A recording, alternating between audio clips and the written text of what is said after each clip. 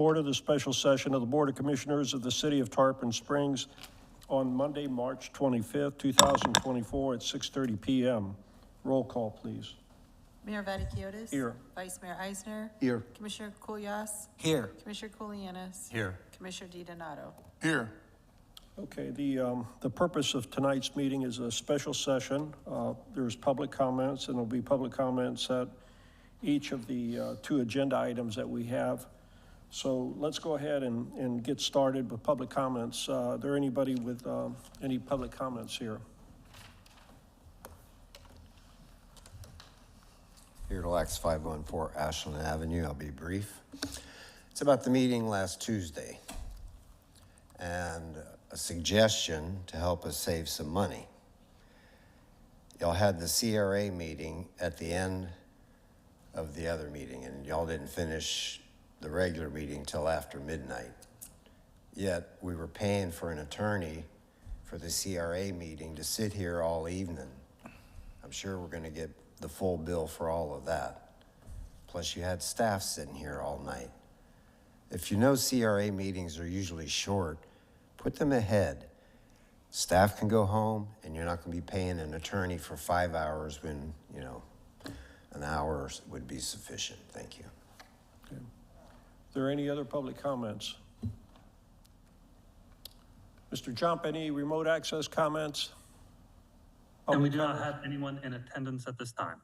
Okay, Ms. Jacobs, do we get any emails for tonight? Public We have comments? not. Okay. Let's go to the agenda items. I'm just going to take a minute or two and explain what this is for. We've got two agenda items. One is to discuss and approve a process for advertising and selection of a new city manager.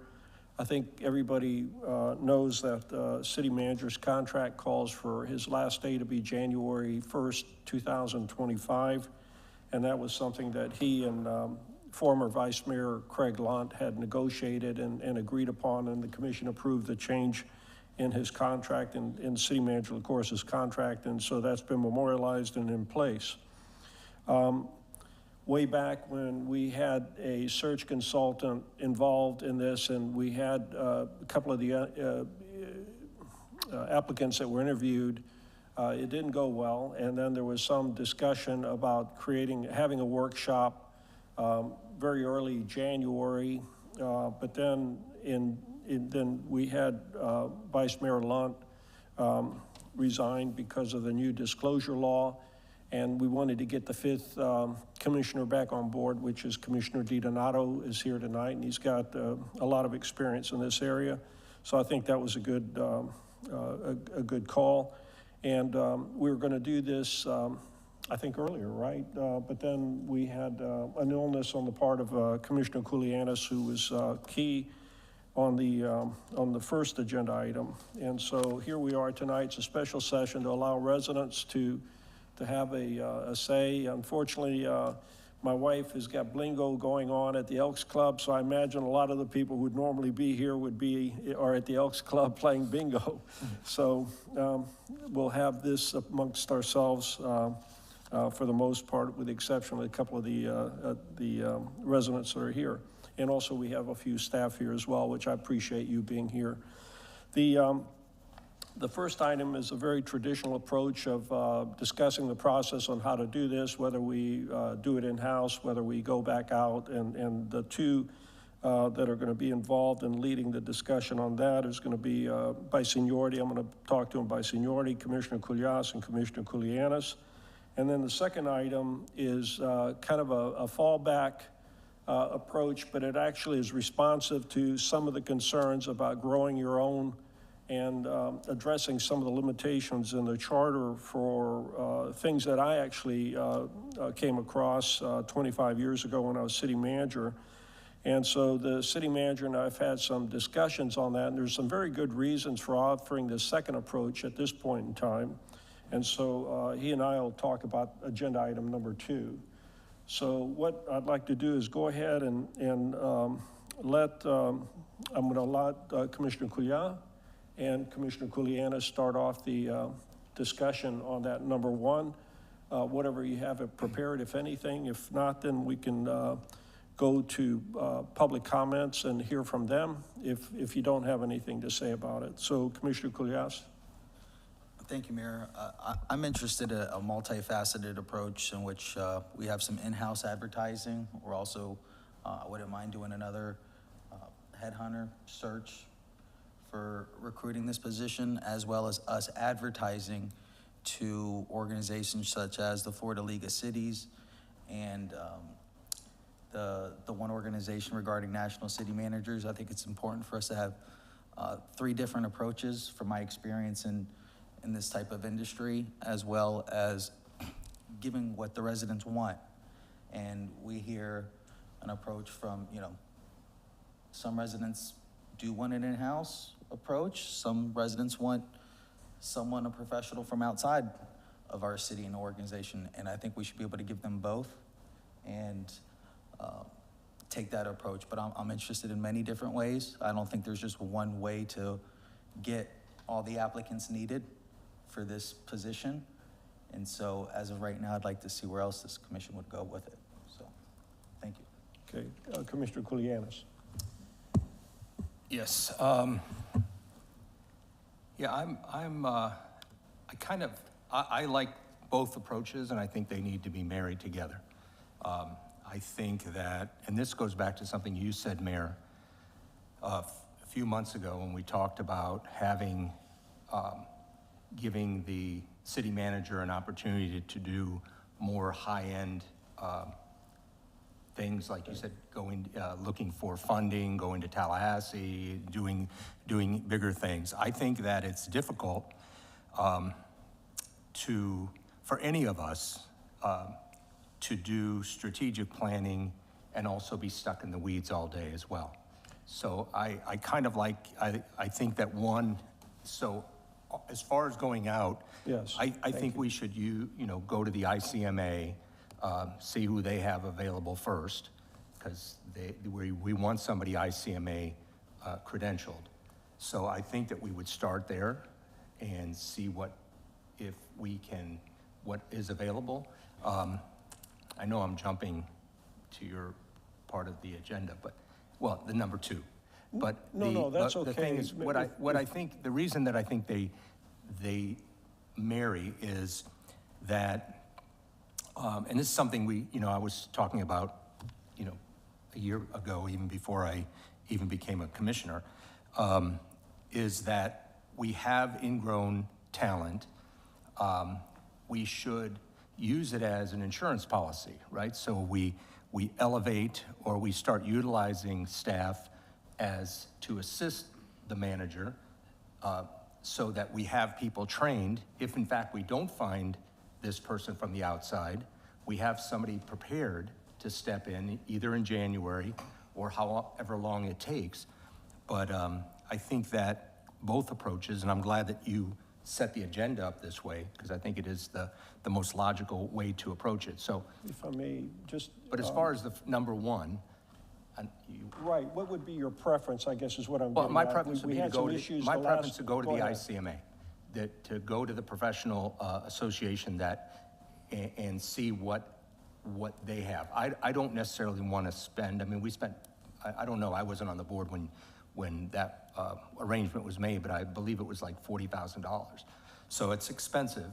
I think we look in-house. I also would like to hear, I'd like to hear from Commissioner DiDonato.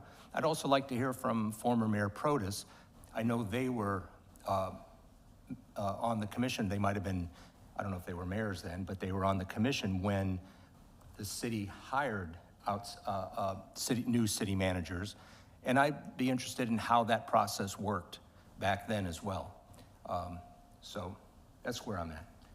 I guess just the ICMA, do we advertise, does the city do the advertising more broadly than just the ICMA? I mean, yeah, but Okay. I believe we start at the ICMA first, because that is, I know that they have a recruiting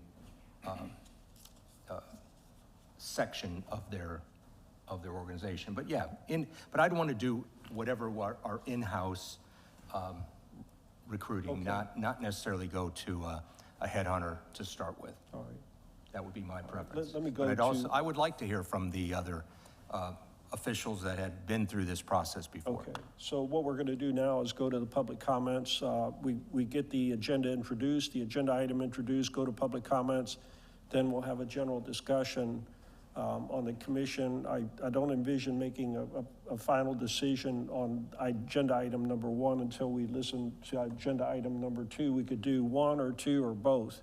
So are there any public comments on this first traditional approach of advertising for a new city manager, similar to what we had done before, but perhaps absent the outside consultant that would assist us in that?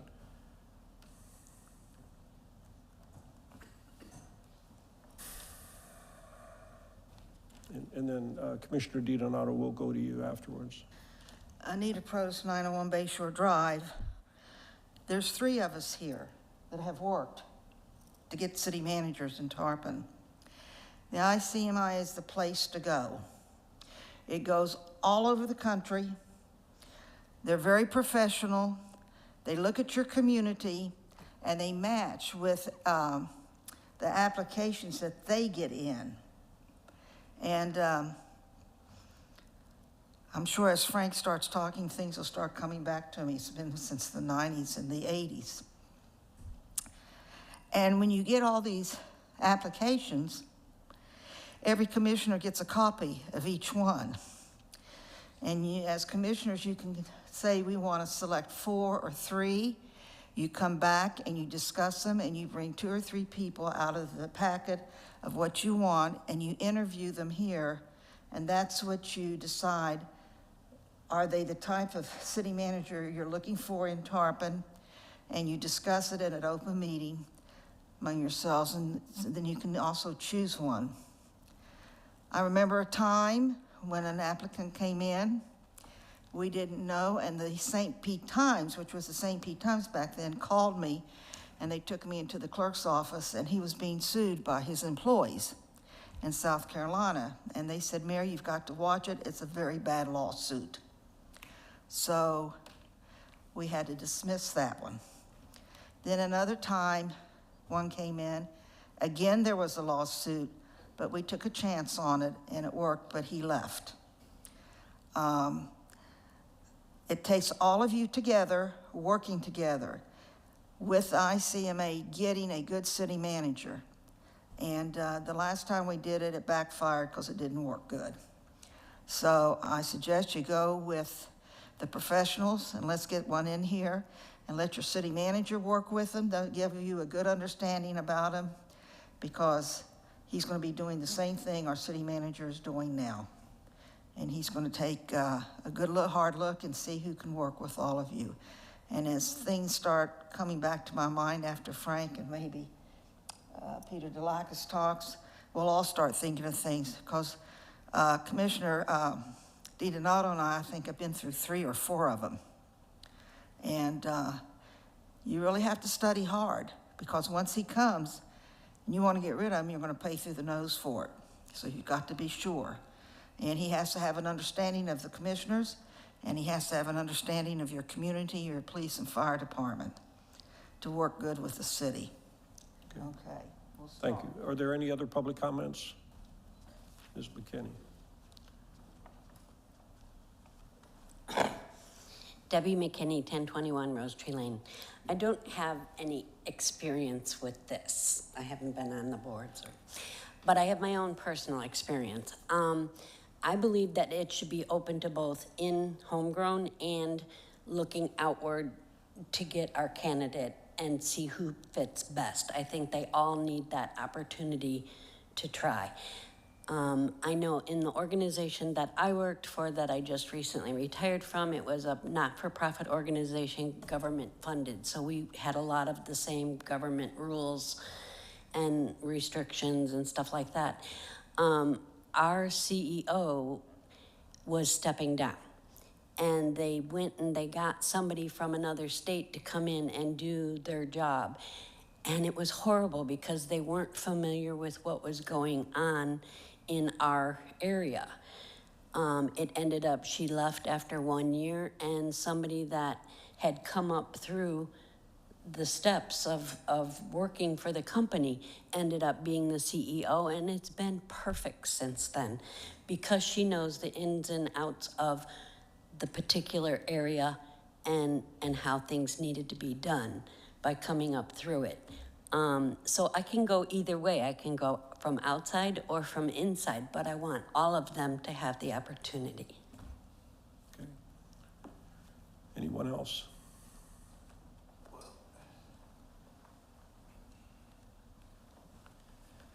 Okay, Peter Lax, 514 Ashland Avenue. The situation we were in when I was on the board actually was made easier because of, in a sense, item 2.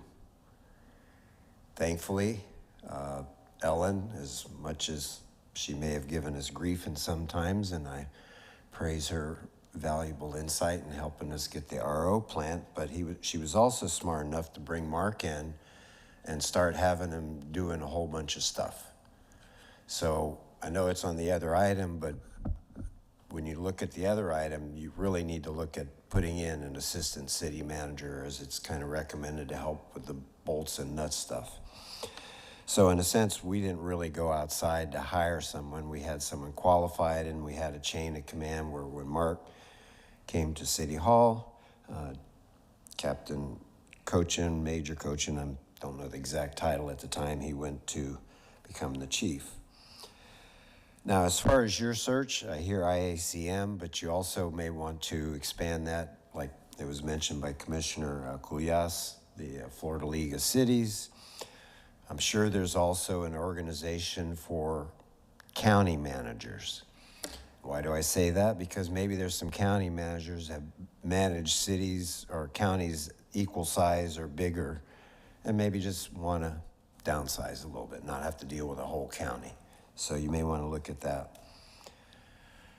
You have in-house people.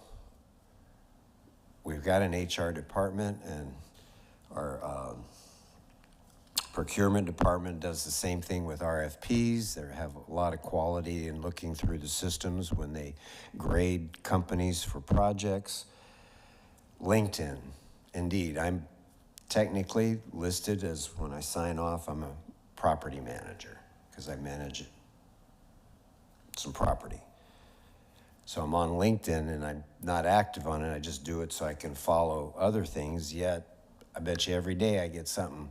So-and-so is looking for a property manager. Someone's looking for a manager here or there. So throw it out to as wide a base. And legally, anybody in-house is able to apply anyway. So you can work actually on your second part for providing an assistant. And when we get to that point, I'll actually say expanding it to other departments, just as what happened with Paul Smith and Tommy.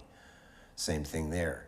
You got other departments. Ron is going to be leaving in finance. I don't know what the situation is in IT or Public Works or other departments, but I know we've had people here a number of years, so we may want to look in expanding our training programs in-house to train people to move up into further positions, because it incentivizes them to stay here instead of maybe taking an offer somewhere in another city for 5-10 grand more. They know I'm on this path and things work for the betterment.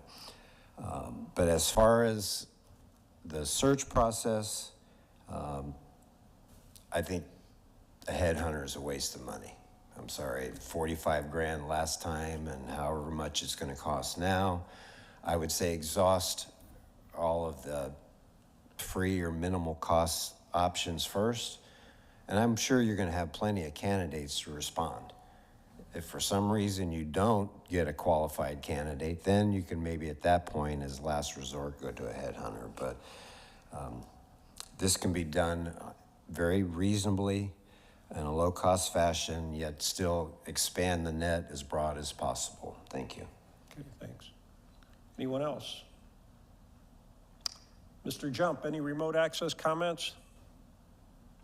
And we do not have anyone in attendance at this time. Okay. let's go back to the commission. Commissioner DiDonato, would you like to offer some words on that, on this advertising at this point? Well, this goes back a ways, so I'm giving away partially my age. But we, unfortunately, Costa was a city manager then, and he felt for family reasons that he should retire, and so we had to replace him. And what we did was we did it ourselves. We did it in-house, totally in-house. We did some of the things that have already been mentioned here. I feel that both these items, 1 and 2, actually meld together, but I don't think we're ready for 2 yet. We need to plan for it and budget for it, is my understanding. If you're gonna bring somebody through, you kind of want to send them to some of these seminars and let them learn more about it, but that we'll get to that in item 2. But what we did totally is we advertised, and Irene, if I miss one, there's the third one I can't come up with, but we advertised in the ICMA nationally, and we advertised in the Florida League of Cities, and there's a third one, and I mean, it slips me. I just looked at this 2 weeks ago, but there were 3. And we received over 100 applications. We had a screening committee, which basically consisted of staff led by our city manager at the time, who I don't think you participated in the whole process, so you didn't. So HR actually took that realm, and they formed, pretty much it was composed of department heads. And since our city manager will be here, I think he should certainly be a part of that committee. And they went through all the 100 applicants, and basically what they were looking for was what we were looking for. Some ICMA experience, Florida League of Cities, an assistant city manager or a city manager from another location. Those were our primary goals. We did not exclude staff, by the way, and I think it should be open to any staff members. But again, we have 2 city managers here today that had never been trained as city managers, and they both did very good jobs, in my opinion. But they had some learning experiences to get through, and I think both of them would admit that. An ICMA trained city manager or assistant city manager, or of course anybody that's been in that job, can hit the ground running, and they know where to go for financing. That's why we have the RO plant today. Ellen knew how to go find the money and get the approvals and whatnot. Not that somebody else wouldn't have, but it would have taken much longer, in my opinion. So that's what we did. We got from the screening committee, I think they cut it down pretty much in half. We took that half, each commissioner, I believe we took 10, so there was about 50 that we had in total. Each one of us took 10, we went through it, we ranked 1, 2, 3, and then we turned over in other words, we met several times. You had to do that to get through the process. And we turned over, usually it was like 72 hours, 2 or 3 days. You can take longer. If we've got the time, you can take a week. But we went through all 10 at a time, as I said, ranked it. We got together, traded, so in other words, everybody saw those 50. They had everything they needed, resumes, everything else on these people, work histories, which should be part of the resume. But I heard through the process last time, some of you didn't get adequate information. This is all done as one of the purposes of the screening committee. They made sure that we had everything. So anyway, make a long story short, we narrowed that down to like 20, then we went 15, then we went 10. We got a meeting at 5, and we picked 3 to interview, and that's what we did. Of those 3, they personally came to the city. 2 of them, as I remember, were here a day early, actually walking around town, getting to know. And for the lady that brought out that, the experience in-house, I totally agree with that. It's just, but I think we should be providing some of that training so that we are ready to go forward. So I suggest, again, we do that through the budget process. But in essence, that's what we did.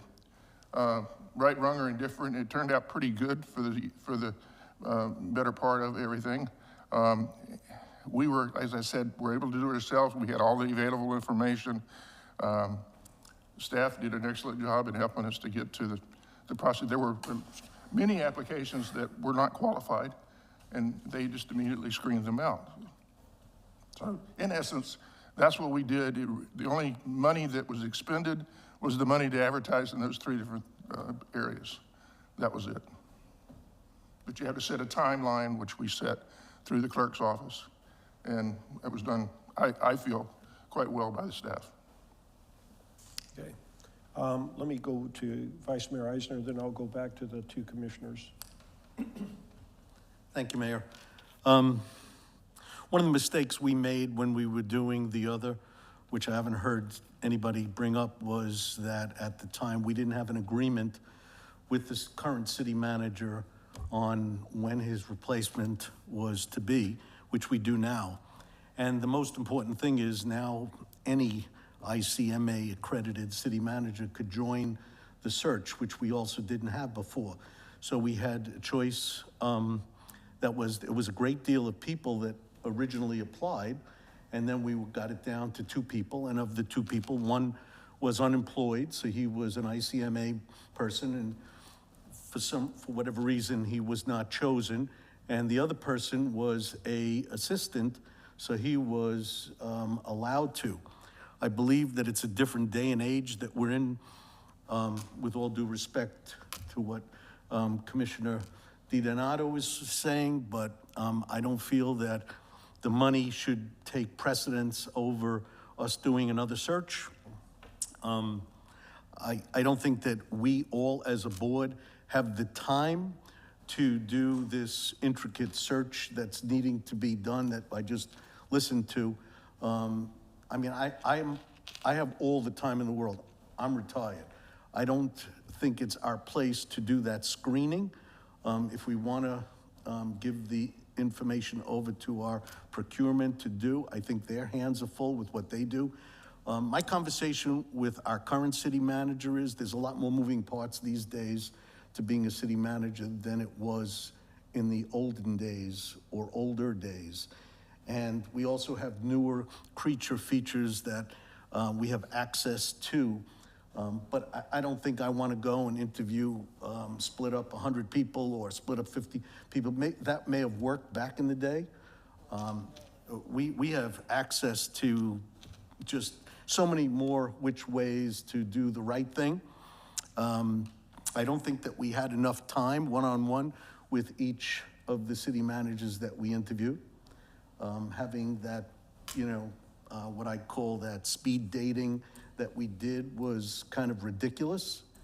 And then we had them having meetings with the residents who actually the city manager would serve, but they weren't making the decision. So that was great that everybody loved them or didn't love them or whatever. And, that was great to get us feedback indirectly, but we're the ones that make the ultimate decision. So I don't mind having it where they meet, but we can't have an hour meeting or a one-time meeting. So those are the things, some of the things, I think we'd have a better shot at an ICMA person now because there's been a deadline set. I don't think that we can get involved doing our own search, and there'd be no communication between us with Sunshine, so that's so hard to do. I don't know what was done in the past. It's not our job to be the city manager, it's our job to select the city manager. Let me just see, pretty much I think I covered all of the things. I think, I know there was some bad blood with the company Slavin, but I think their hands were tied a little bit, and I also think at the same time, maybe they didn't make the best of selections, but it's their job to do the initial screening. It's easy to blame Slavin, but and no offense over at procurement, but if we gave that position to procurement, we could sit there and say the same thing. Oh, well, the procurement didn't really do this right. I don't want to put that onus on them. They get enough of the headaches of selecting our contractors and everything else they do. This would be an added headache we would toss at them, and it might take away from what they do on a day-to-day basis. So I think we should spend the money. It's not often that we do this, and I know I've heard things about mistakes being made.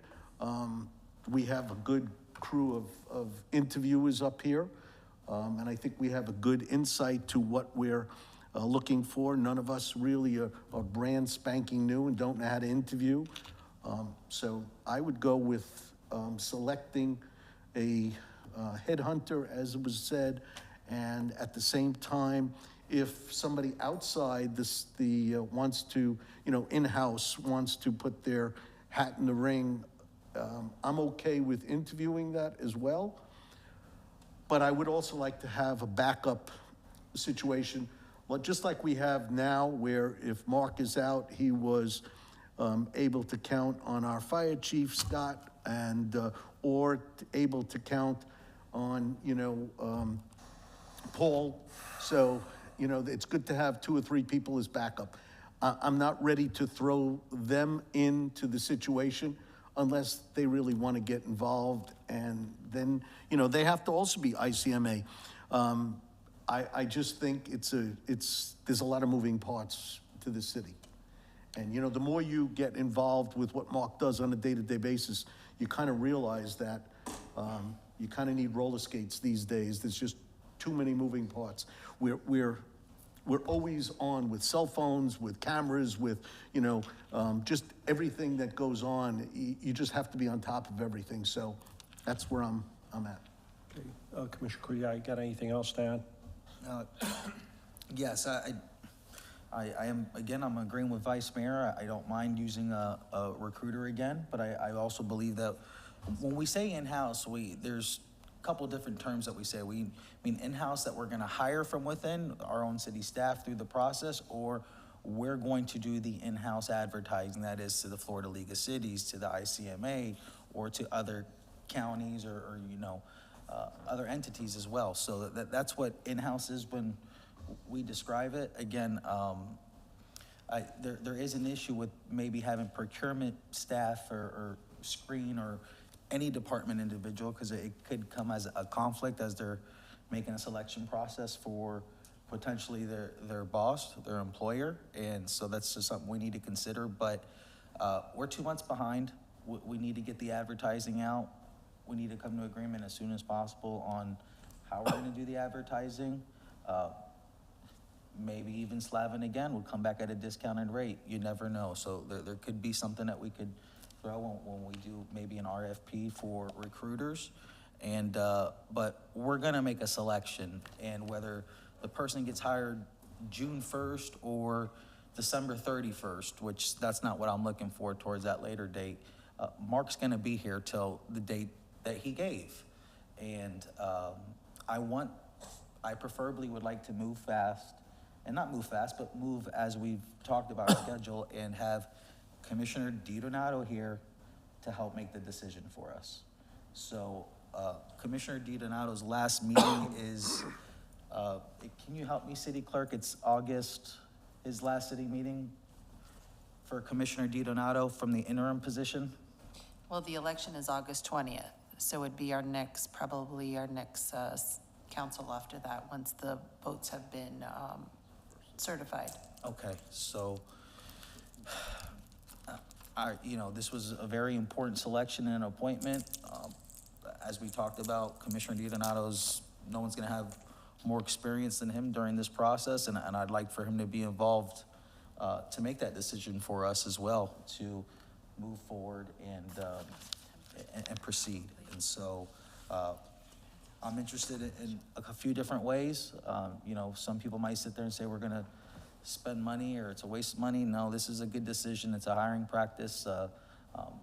I'll be heavily involved this time around too. And so we're gonna do what we can to get that best selection. But I want everything out there as an in-house ICMA accredited to, I just don't wanna come in a situation where we end up potentially selecting somebody that wasn't in our initial criteria. So I just want it broad in a way, so there's, no issues about what we were advertising for.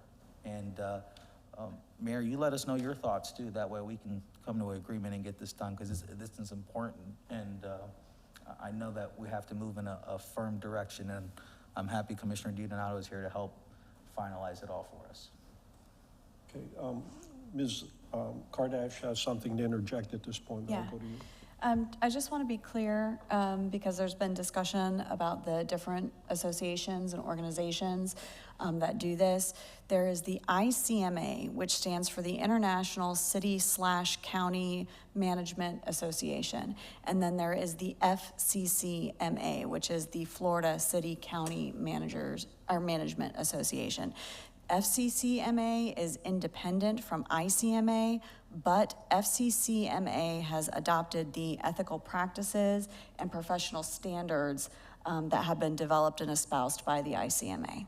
So I just want to make sure you know that you all are aware of that. So when we're talking about these, I know there was also a comment regarding the matching.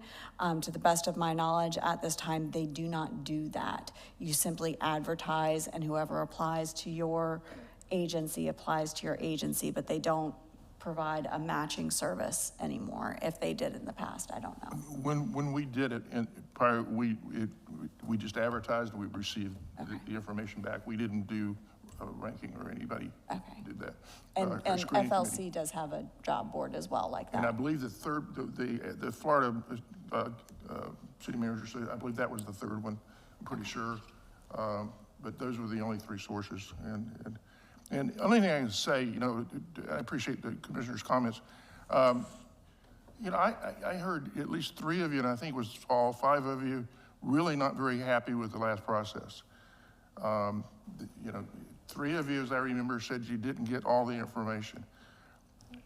The way that we did it, we got all the information.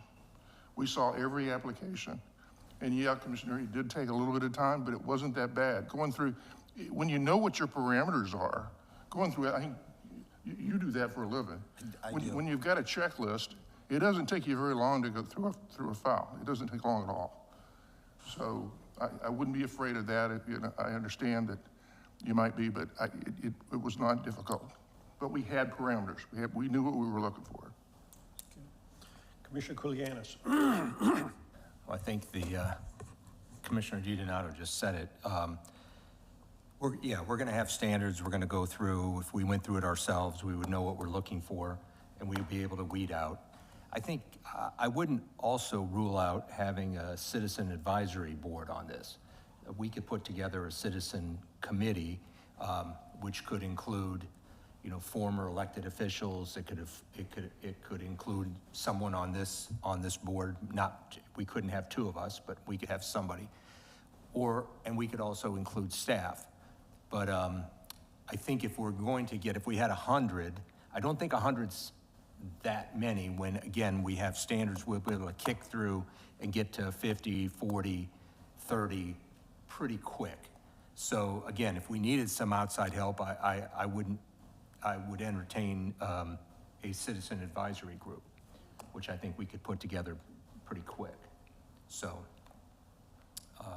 but utilizing the different associations, I think, is the way to go. I know it's done in, municipal, in accounting, we use, the American Institute of CPAs, the Florida Institute of CPAs, even if you advertise through their portals, that's where all those professionals focus their attention. So that's where you're going to get the best responses. Okay. So, Vice Mayor Eisner, let me make my comments. Go right ahead. Okay. Let me just start out by saying I think everybody's comments are great.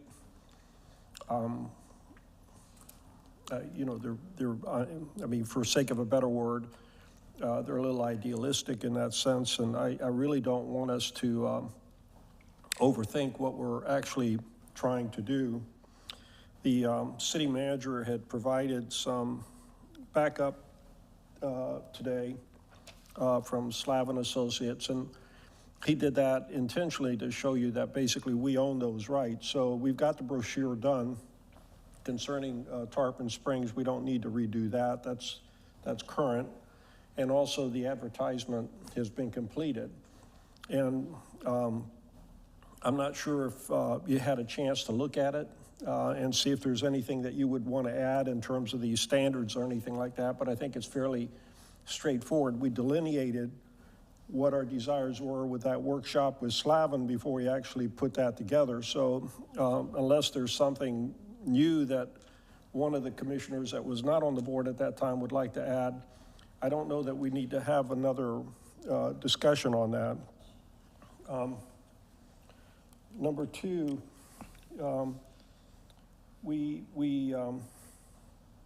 the advertising, I think we've talked about that. It would be the Florida League of Cities, the ICMA, the other organization, that, which is the Florida City Managers, which is not, I know I'm familiar with that one too.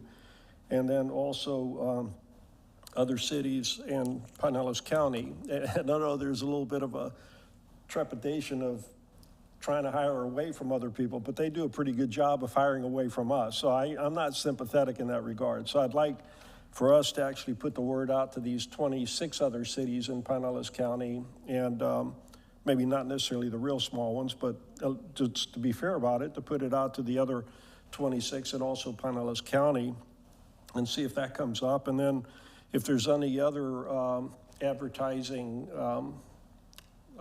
medium or organization that Ms. Lewis or Ms. Niffen, Jane Niffen would offer, then I don't see that there's a problem. More the better at this point. I think the idea is to generate applications from qualified, and the ICMA, we keep talking about ICMA, but the ICMA offers a certification, actually, that they have to maintain their certification just like a professional engineer, just like a certified public accountant needs to take courses every year to maintain their license, and so does an ICMA city manager.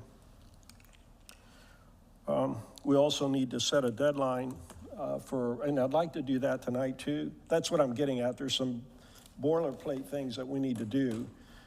Set a deadline of how long we want to advertise before we stop and take a look at what we've got. And then we can, we could get a running total from Ms. Niffen or whoever's going to be responsible for the staff. We would think it's going to be Ms. Niffen. The other thing too is, don't forget, we successfully hired an internal auditor as well. So we've gone through that, and we did our own advertising for that, and we had to go through 2 cycles. Advertise one, the person accepted the job, they backed out, we went through it all over again, and then we've got our current internal auditor. So sometimes it's going to be easy, sometimes it's going to be a little challenging. The city, and you heard this before, it's got a lot going for it, and the fact that the city manager, of course, has been here a long time ago, for a long time. The applicants like to see longevity in the city. They don't like to see city managers being turned over every 2 years and stuff. I think they'd be reluctant to jump in. On the other hand, just the one data point we have to kind of improve our own interviewing skills ourselves publicly for these applicants, so that we don't wind up with a redo of what we did before. But nevertheless, I think we need to try. Times have changed. I was city manager 25 years ago, and I could not do the job today. I don't care how bright I think I am. I can't do that job today. We didn't have email back then. We had snail mail. We had word processing. You do your little word processing, you'd print it out, you'd have the, you'd sign it. Carbon paper. Pardon me? Carbon paper. A little bit of that still left, but mostly the word processing was that, but we'd have to make copies, and that one office that we've got our audio visual department up there was basically cardboard, Xerox boxes full of paper files. And then Ms. Jacobs remembers all the files that we had in the basement down here that Michelle used to have to climb over the boxes to try and find what we were looking for. So times have definitely changed. We do need to have, we can't, going into the future, we can't just rely on revenues by taxing our own residents. We have to rely on grants and other sources of funding that come from the outside, the state, the federal government, And we've been somewhat successful in that, but we need to kind of do that as a way of life, not just, you know, looking like we're doing better in that regard. There has to be some expectation in a formal program. We've started that with our grant writer, and then which means that, what was it, we did not get our community center, our Cops and Kids Center funded, right? Because all the money went to one senator's pet list or something like that? Okay. Yeah. So the point is, we don't have a lobbyist. We apply, it looks good, we get the support of our local state officials here, but they'll tell you, it doesn't end with them. You actually have to go up to Tallahassee, meet with them, meet with the governor, and explain to them how important your project is. Now, you know, the mayor would be one person that would go, but that person's only going to be in office guaranteed maybe the rest of their term, maybe the next term if it was in their first term. But the continuity has got to be the city manager. And so that's why when he's out, also kind of seeing what the rest of the cities are doing down here in Pinellas and going to outside organizations and meeting with them, somebody has to mind the store back here. And that has to be done. So we do need to have some excellent department heads that will count on them, but the times have changed on that. So the city manager we hired today is not going to be the guy that's going to roll up his sleeves and, like I used to, jump in the manhole and try and help the guys dig and plug up a sewer. That's great, but I probably wouldn't, you know, the city manager today isn't going to do that. The city manager today is going to rely on having contractors, emergency contractors set up to jump in and take care of that if our own guys don't do that. We did that as well, but we always try to do it ourselves first, which oftentimes didn't work out. But that city manager's got to kind of be outward looking rather than inward looking, in addition to minding what's going on. And he's ultimately accountable, but he's got other people below him that takes care of the daily things.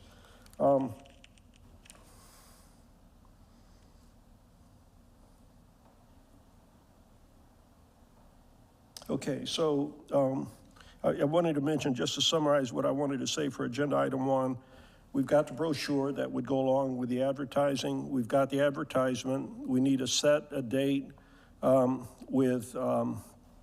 how long we're going to advertise for. And then also we need to, I guess Ms. Niffen is going to be the person that's going to take the lead on the city staff. Is that correct? Yes, So, that's how I okay. envision it. And then what I would recommend is see how many applications are coming in before we start thinking about having another committee do a kind of a clearinghouse sort of approach. If it only comes to 15 applicants, I don't know that we need to have a whole committee that needs to look at that. So, I mean, if it turns out to be 100, probably, and then we can talk about that towards that time. But I don't think we need to make that decision tonight. City Manager, of course, you got anything left on this one? No, just the things I think are important is, I'd like you to look at it again, because I know there's one change, in what I sent you, there is one change. We did not put enough in about our reverse osmosis plant and that capability coming in and managing and stuff. So that's one thing we're gonna add to what we are as a city. Okay. So I would want one last, it doesn't have to be tonight, but you know, real soon, because I'd like to get any other additions or anything that you want added, subtracted from it, and maybe come back at the next commission meeting and approve what's going out. Okay. Like I say, the only slight change, and Paul Smith is going to be on this committee where he already was prepared to be working on this, especially if we went in-house. He had experience. I had him working with the Slavin Group, not anticipating this was going to happen, but I just had him to keep me out of the process working with the Slavin Group. So he has experience to come in with Jane, and probably will, you know, we'll use the expertise of our procurement director also, instead of as the team putting together for, but so he's the one who made the recommendation about the adding that to the brochure for there. And then anything else we want to, if there's anything else we want to add or change, and you know, try to bring it back to you. Next Tuesday night. if you can get it to me within the next couple days, look it over and get to me, we can do it. I think we can. We can do it real fast and then put it on the agenda to, this is what we Set want. the date to, agree on the date of it, okay. Okay. Yeah, and then like I say, to do that for the thing, and then tonight you'll say, once we put it out, what's the first time frame when we come back, on whatever that is, 60, whatever the time period is, and then again, I agree, we should see what we have there, and then decide, okay, where do we go about going through and screening the process, decide when we get the applications, because a lot of cities have been doing this. Some cities in the process now, I know Regina's involved with one, St. Pete Beach. I actually sent an inquiry to them, not because I was going to apply for their job, but I wanted to get their brochure to see what they put out and did with it, because their applications are starting, I think Monday they ended their applications. So I want to look for the brochure part. So we decide what the time frame after we get it out, you decide we get it out. And then again, I agree with looking like, what do we got, 40, 60, 20? What do we have there? And then how we're going to go about the process. And, a heavier involvement, almost like the internal auditor I envision with this commission. I don't see staff or something bringing you 20 we may give you a suggestion of what we see, but anybody you wanted on the list to look at, because once we get that list, we need to break it down, but then we got to decide at what point. At some point, we have to hire out somebody to do the thorough background. We're going to do that, but we don't want to do this until we get it down to maybe 10, 5, because of expense-wise. But we do have to get to a point where we're weeding it down, and then, okay, we've got a group, 5, 10, 7, whatever that is, and do the thorough background check, so we're not coming into the situation that Mayor Protas talked about or something to do that and stuff. So Why don't you work into the agenda item, the authorization to hire whatever you need as far as outside resources for accomplishing that's this. the only thing I think we're prepared from the last process and the staff I've got to do that, but that's the one thing we'll have to hire out now. That's not a great expense, but it's not, it's something that we need to do. Okay. Vice Mayor Eisner. Thank you, Mayor. I did listen, and Commissioner Kulat said something that was very important. He wants to, and I agree with him, he wants to make sure that Commissioner DiDonato is here for the decision. So I backtracked, and I always like to take that deadline and move it backwards and see how we work from there. And by doing that, we have 10 meetings that I see. And in addition to the 10 meetings, I don't want to get into personal things, but there always could be a medical issue, a travel issue, or something which we haven't discussed yet, that 10 meetings until? Till Commissioner DiDonato is off the board. So if that is our deadline, we have to backtrack and see how much we need to do in between, because we have 10 meetings. And like I said, we don't know about vacation, we don't know about travel, times where we don't have all 5 commissioners. It's idealistic to speak about this when it's on paper, but we really have to be dealing with the realistic world.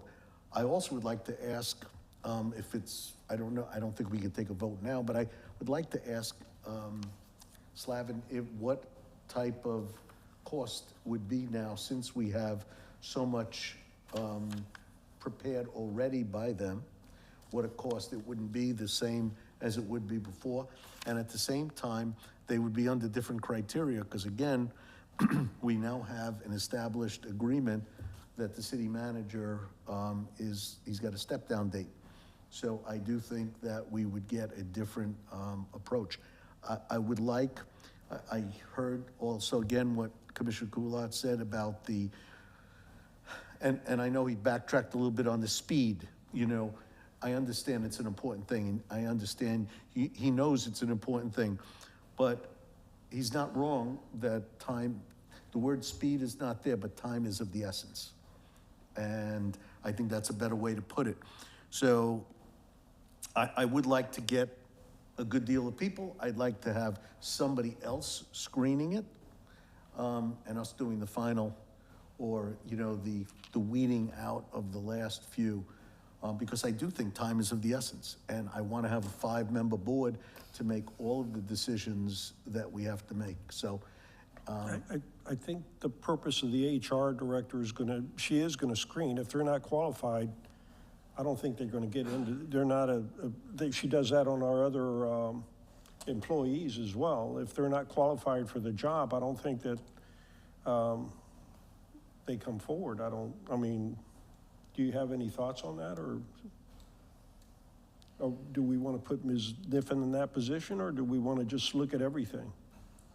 Well, again, I envision something where we could do a process of the checklist. I mean, we can That's what I'm getting give at. the If they're checklist not, stuff, but that wouldn't mean if a commissioner saw an application that they wanted to interview Separate, something yeah. separate, that they could add them to the group. That's how I envision it. Almost, again, like the auditor. So, yeah, these are probably 10 or 15 that meet all the criteria. There's some that missed 1 or 2, and somebody might see, and there may be a better candidate with a couple of the checks not checked, just because they're from a city on a waterfront, dealing with her. You know, there could be other factors in there that you may want, that you wouldn't eliminate, just because our screening group came with something, wouldn't eliminate the process of you seeing somebody that you at least like to go the background process and stuff to go. Again, that would be your decision, but I would see that kind of be a partnership. yeah, if do we have a timeline of how long that's going to take? That's would be well, I mean, we're not going to know anything until we start advertising. Right, I I mean, understand. and then once we start advertising, I don't think Ms. Niffen or the city manager is going to just sit back to see how it goes. If things are evolving, I know he's going to come to us for an agenda item for direction. What do you want us to do? We've only gotten 5, and we're 80% through the time frame now. Do we just finish up and re-advertise, or we've gotten 150 of these applications already, and we were into it only 30 days of the 90 days. Should we go ahead and set up in a committee and start knocking these out before we finish? And I mean, that's how I envision. But every journey begins with a first step, and until we take that first step, we're not going to get to the end of it. And I think the first step is just getting the word out there, as we have already described, which I don't think is anything sophisticated. And get that out there and see what's coming back. May I offer a suggestion? I don't know how long it would take the clerk's office to get that out, but I would imagine it wouldn't take that long to get it into the 3 areas we've discussed. So perhaps I agree with you, Mayor, we need some kind of deadline. What about April 30th? That gives more than enough time, but yet it still gives us time to get done what we've got to get done after that. Well, that's what I was saying. The city manager for the agenda item would come back with the wording on the advertisement. We've got the brochure. He would come back with what our cutoff date would be to give us enough time to actually look at the application so that you're still on the board. And all of that would be done over this next couple of days, which with Ms. Niffen's help, I don't see how that's going to be.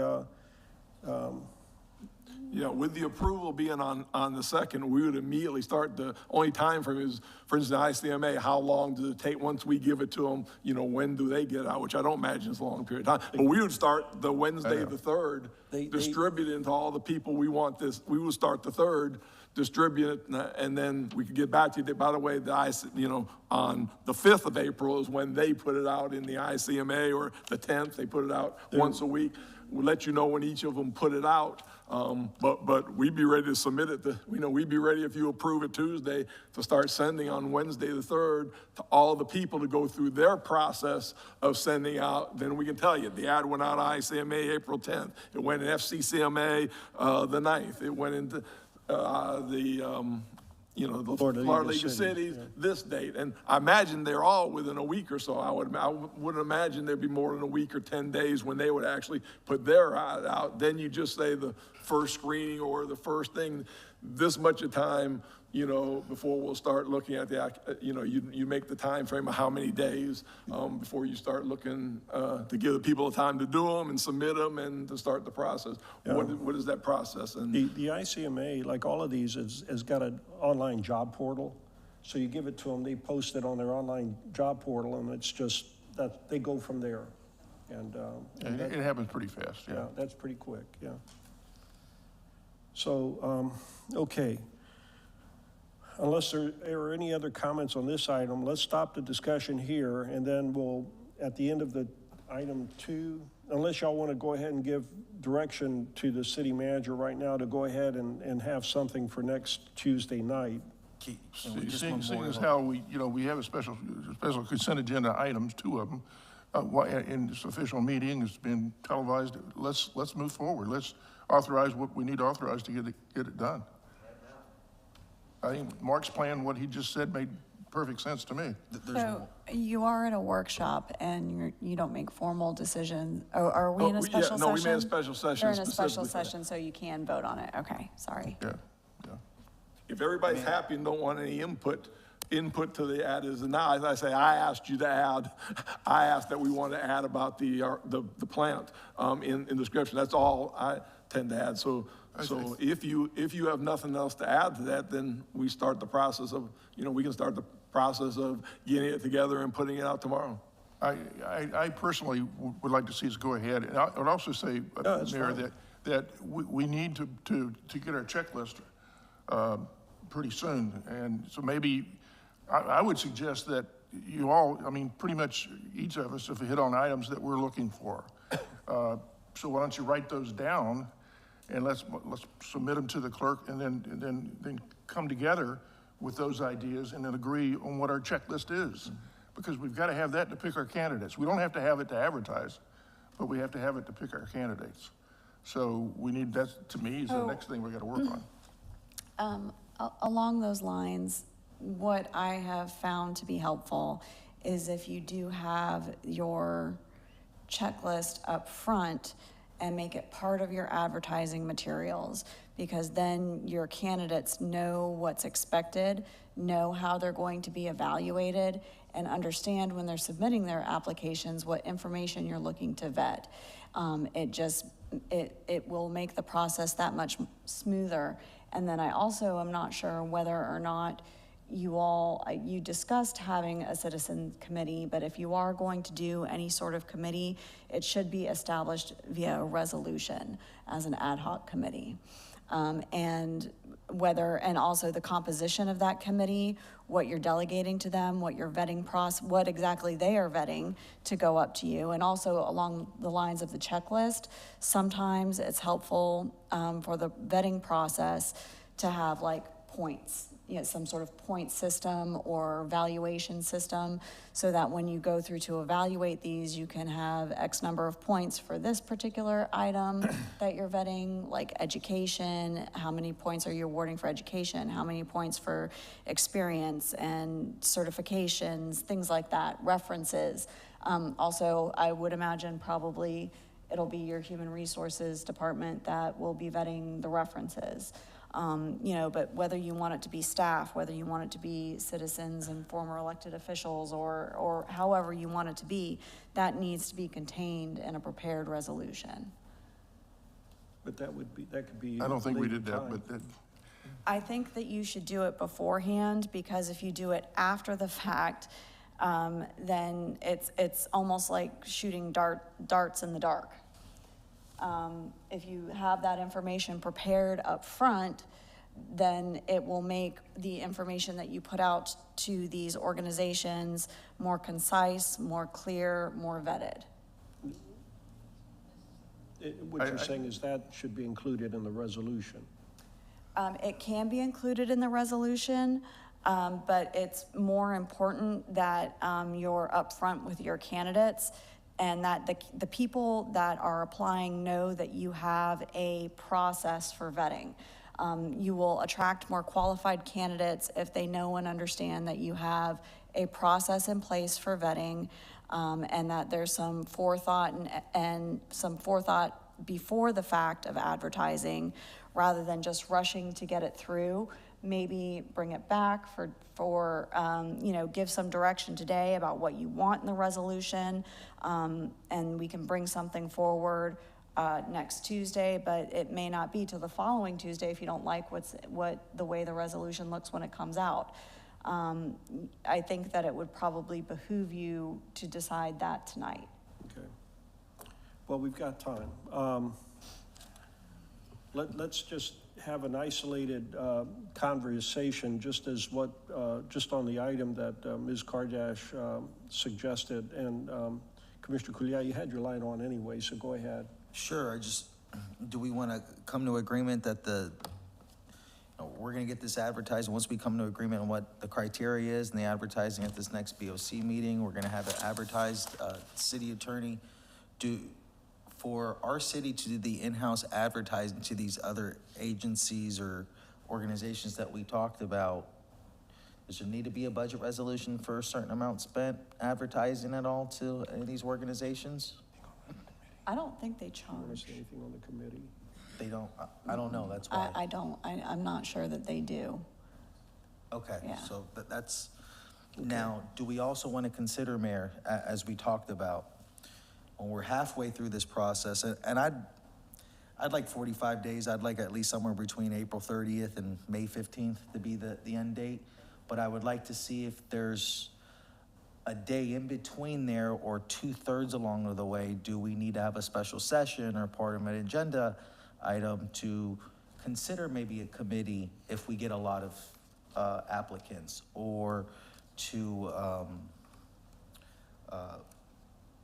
consider our other avenues within that, so do we have, or to have the headhunter, I'm sorry, I lost my train of thought, or at that point, if we don't get enough people, do we have a headhunter help us halfway through the process? And so I want to get that squared away too, if we could, but definitely let's start moving forward and get priorities to get the advertising done within the first couple of days after this next BOC meeting. Okay, let me get Commissioner Kulianis. I'm going to ask City Manager LaCourse for his thoughts on this particular item too, on just this part that we're talking about. Commissioner Kulianis, go ahead. Yeah, page 8 and 9 of the brochure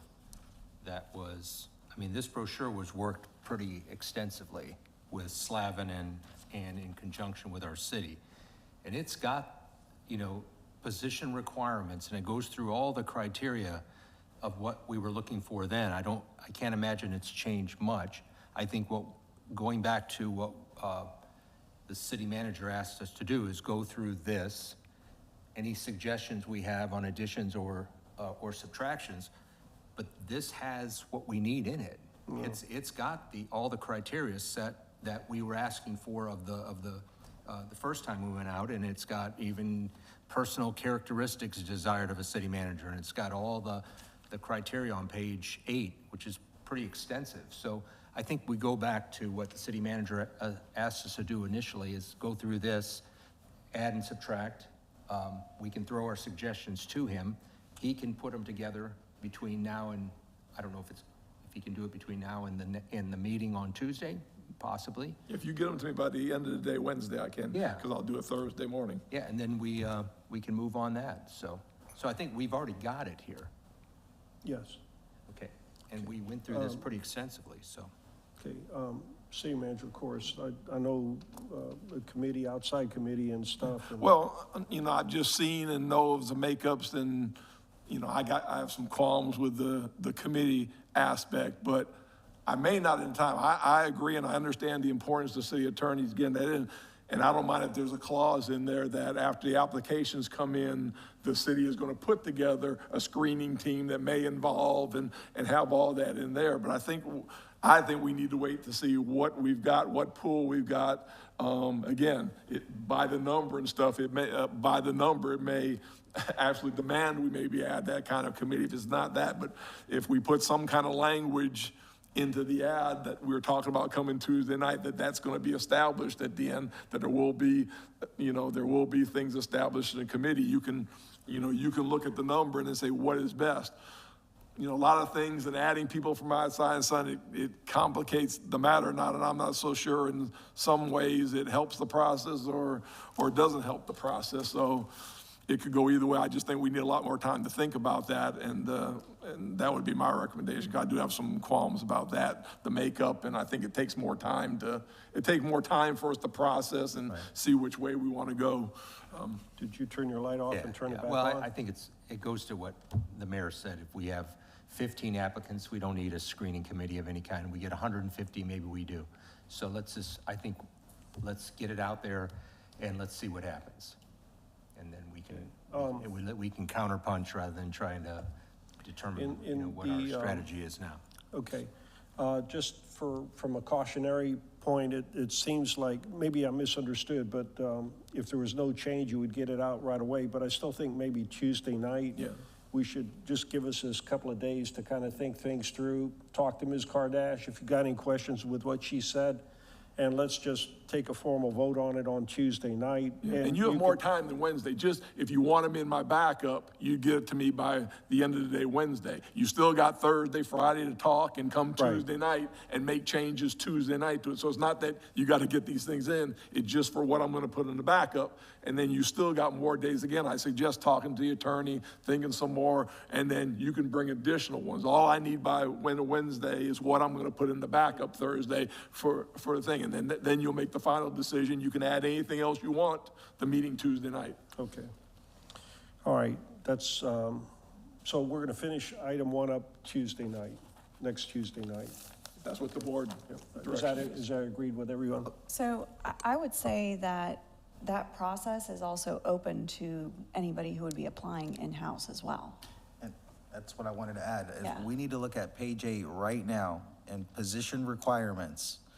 Does that include in-house employees applying? Anybody can apply. Okay, so as long as it's within the way it's written? That was a given to begin with, but that's the point of agenda item number 2 as well. Then we're, So, thank you. let's go to, is that, so Tuesday night we'll finish up item, we won't be finishing it up, we'll just come to closure on it on next Tuesday night. Agenda item number 2, I'm gonna just introduce this, and then the city manager's got hopefully a lot to say about this. And I'm gonna start off with myself. I know that there was some discussion off and on about an assistant city manager. And for me, I took somewhat of a hard stand for a couple of reasons. One, it's something that happened to me as city manager, and it was actually related to the charter. And some commissioners wanted to provide me a assistant city manager because I was double-hatted as city engineer and city manager at the time. And they felt that I could use the help. The problem was that the assistant city manager is an employee of the city manager, not the commission.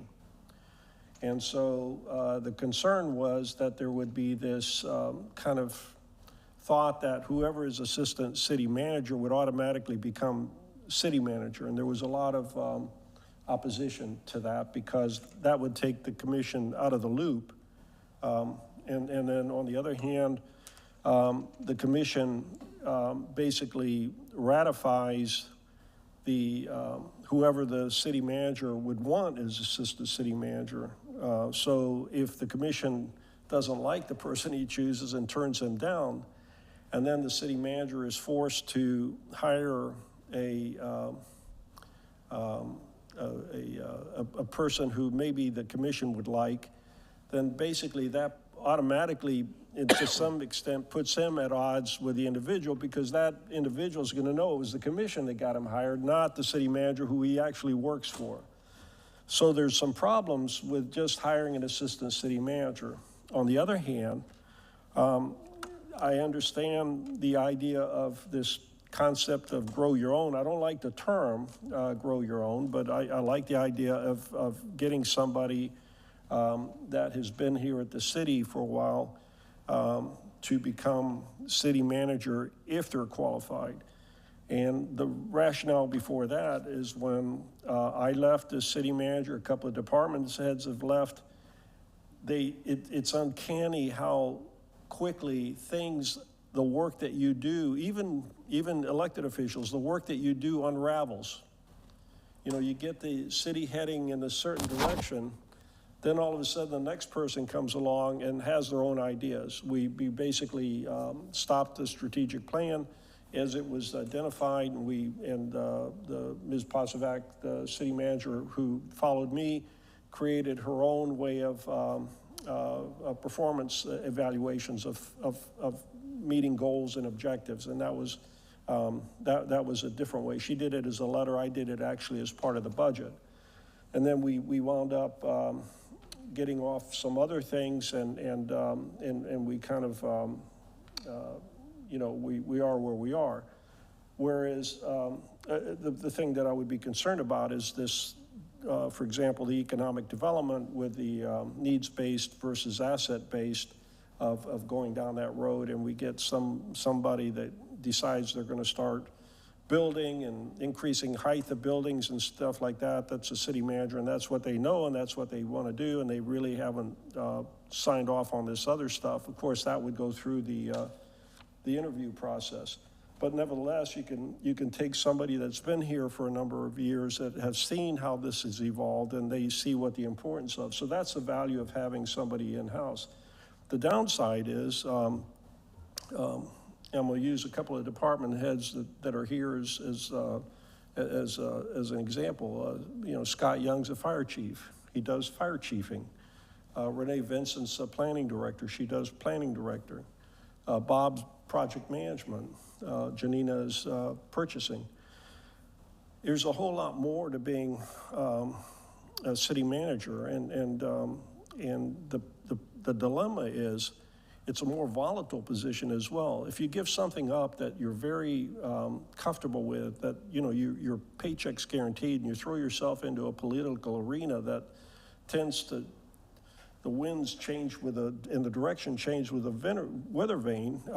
You know, and I'll tell you this, I had some regrets when I left being the city engineer and becoming city manager.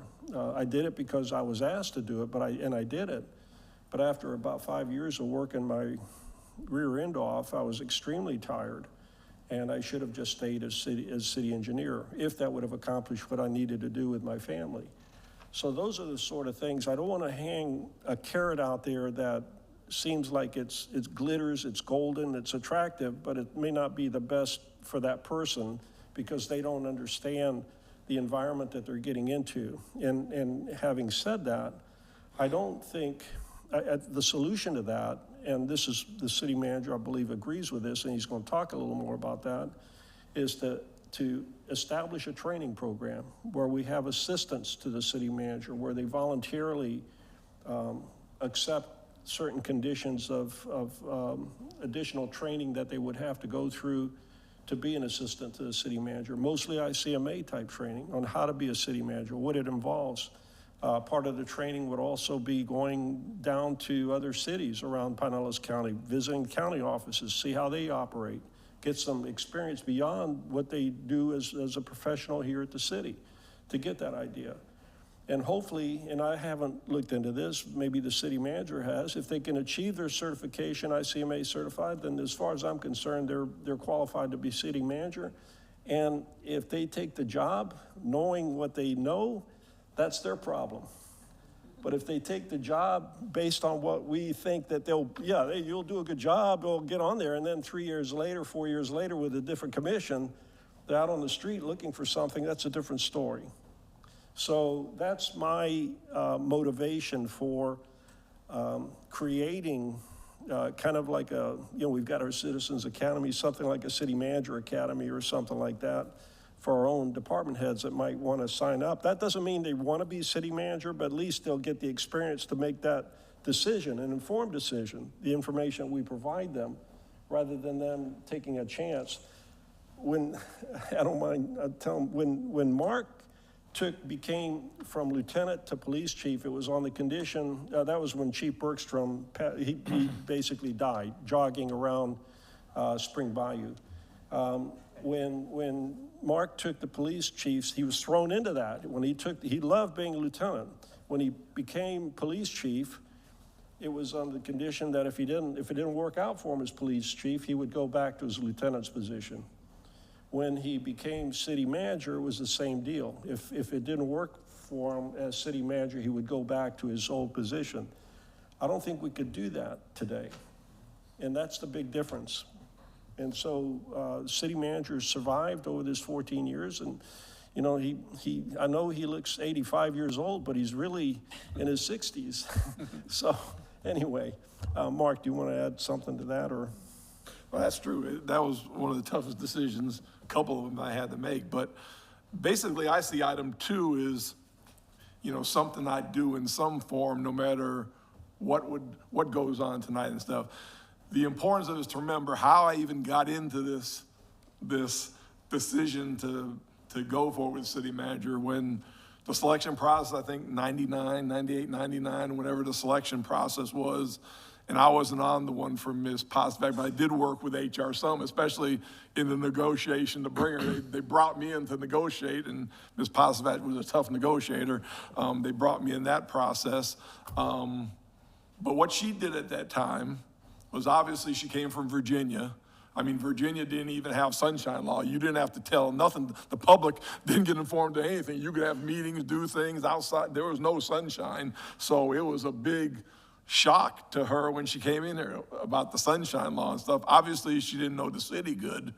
So what she used was a vacant position that was vacant at the time. It was the administrative services director. She took me as chief since I'd been acting while the search was going on. And she told me if I'd stay on, and she gave me 5%, and I'm the acting administrative services director, kind of activated that.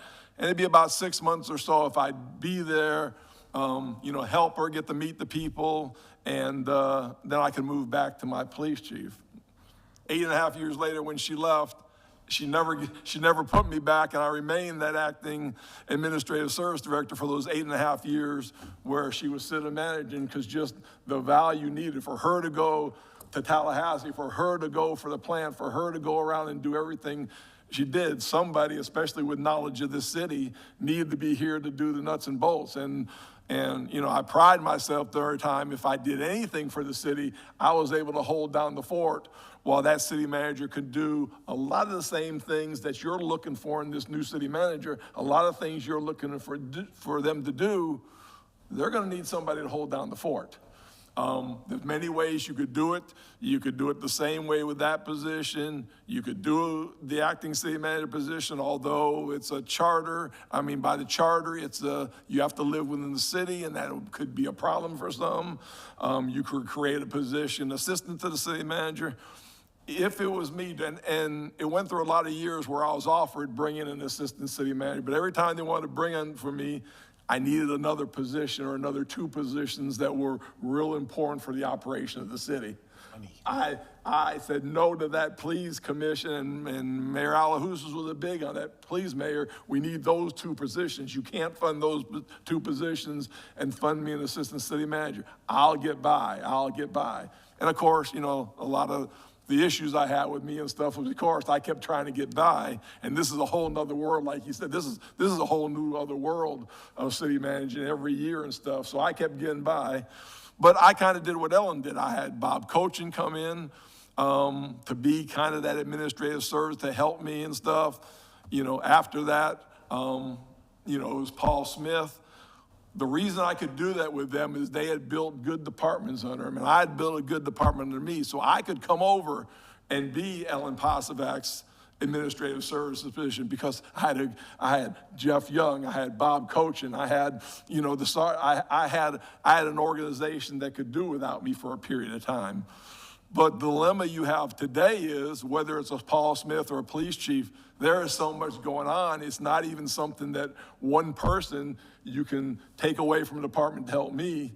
You're going to hurt them in any case, which is why if it was me, and one of the suggestions we talking about is, and I call it a designation from now. I haven't put together what it would look like, in the HR process thing. But what I would do was now you have me give you, 3 city manager candidates if I'm gone, sick. There's 3 people that the commission has to approve to be my acting city manager. What I would do is probably look at that process and take those 3 that you approve and divide up the city department's duties and stuff probably among those 3 to assist in different things. That's why you're not killing one department. Again, Paul Smith was lucky. He had Tommy Kiger coming up. But so So it'd be something of that, they'd be something to an assistant city manager that they would just move into a slot where they get 5 or 10% increase and would move in and move out. Those people would come into it knowing that they're going to get the management training, whether it's IC, whatever it is, management training, additional training. It would be a course of action where they could build for the future. But remember also, and it's important, I know a lot of people in the field, there's a lot of people who would love to get up to the assistants, to the city manager, assistant city manager, and not go that next level to jump into the fire of politics and city managing. So if you don't create a future city manager, you're creating 2 or 3 people in here who can run the city if something happens. Well, you know, I got in because our chief, I was 3 to 5 years away from being ready to be chief, but he dropped dead of a heart attack and I had to make the decision. Am I ready to go down and do the job? You don't know what circumstance. This way you'd have 3 on-staff people that even if they didn't achieve the city manager thing, they'd be great assistant to the manager, not only assist while you have that manager doing things, but would be available at all times, and you wouldn't affect one department individually by taking one. That would be kind of the setup working with the board. I mean, it could be two, it could be 3. I would say 3. You're training those people not necessarily to be the next city manager, but to be great managers, and just, you know, not that they aren't now, but, you know, I would be able to factor the training into it to get them that training that they needed to go a step farther. It'd be great career for those individuals within the city. It'd be great for their careers, great for their resume, not to go somewhere else, hopefully, but to grow in the department and grow in their abilities. Because I imagine in 5 years, the city manager job, you're gonna need a lot more help for that city manager, because it's complex and changed now. I imagine it's gonna change more over the next 5. So it would prepare the city and prepare everybody. That would kind of be my thought on the process, instead of getting somebody or looking for one assistant city manager or something like that. That would be mine. Obviously, it's a board decision, but I just wanted to throw out from what myself, and I've been talking to the mayor about my ideas and stuff, something like that, some kind of process like that for our individuals, and a structure where if you get the city manager that you want and what you want them to go out and do, you have a capable staff to run the city and do the nuts and bolts to keep people from complaining to you while that city manager is away, taking care of business, getting us money, getting us things. It would be the perfect situation. Just let me finish up. Basically, the idea, I know the city manager was thinking maybe of letting this be under the purview of the next city manager, but I told him no. I think we need to talk about that before he leaves, because he's got the experience to put it together, not someone else. So let me finish up on that note and go to Vice Mayor Eisner. Thank you, Mayor. Most of the points that you made, I agree with. But I also think it's up to the current city manager whether he needs an assist or whether the new city manager needs an assist as well. We don't know the qualifications. We don't know how they work. Some people work better alone. Some people work. It's his. Yeah, right. Yeah, his. So- Yeah, I don't have any authority. We don't have any authority. Who he picks is who he picks. All I know, and the reality of it, individual commissioners go to department heads telling them how great city managers they are. It goes to the commissioner, the department head's head. They take the job, and then a few years later, it's like, oh my God, did I make a mistake? So I understand, but it's his job to actually flesh that out. But go ahead. I didn't mean to interrupt. Not a problem. I can't count on my hands and feet how many times I've seen somebody go from Indian to chief and then just wish they never made that decision to become chief. So I agree with you as well. I've put many people in business and they've wanted to sell me the equipment afterwards. So it takes a very, a multitask type person to be that personable person to the residents, at the same time being a leader, at the same time, we all have different strong and weak suits. So I really think it should be someone selected by that city manager. Sometimes they may need it, sometimes they don't. I do believe that we should supply training because it's good to have the backup. We currently do have the backup right now.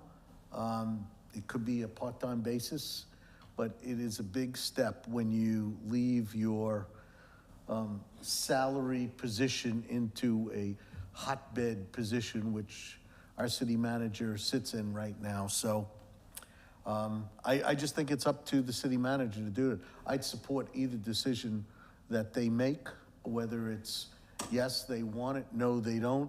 I don't think that that person that's working for the city manager should report to us. Just because for the mere fact that the city manager controls all aspects of the city, and to have that person report to 5 different commissioners. No. Oh, okay, no, I'm saying no to that. No. Okay. That's the point. The charter restricts that from happening. Right, well, that makes, Yeah. right, it made no sense. I kind of maybe misunderstood you speaking like that. I think that everybody has to report to him and, I think you'll all know, when Paul's left, I send something to Paul, can you do this? He doesn't just go do it and then tells me, he checks with the city manager course. first. Then if he says, okay, fine, if he doesn't, then Paul says the city manager wants to wait until he gets back. sure, And then if city manager says, go ahead and do it, I get it back from Paul. And it always is through the city manager. right, I know. I do the same thing. Yeah. And our city manager knows, Mark knows Oh. that, go ahead. So the main point of an assistant city manager is this stigma associated with assistant city manager becoming a city manager for some commissioners and not wanting that to happen. There's been this, the city manager knows what I'm talking about. Regardless of how we feel about it, there's a whole 24,895 others out there that feels that there's something more going to steal somebody's comment not too long ago under the table going on. And so to avoid that, it would be, so we're trying to push that individual into a city manager position. This would be a way to actually train that individual, not just put somebody because everybody likes him as city manager, but to make sure he's qualified as he had described. I want to make sure it's got nothing to do with the city manager or that individual reporting to the commission. They'll always report to the city manager. Did you have anything else? No, I'm good. Okay, let me just stop there. Let me go to public comments. First, I should have done that before we went to Vice Mayor Eisner. Any public comments on this item?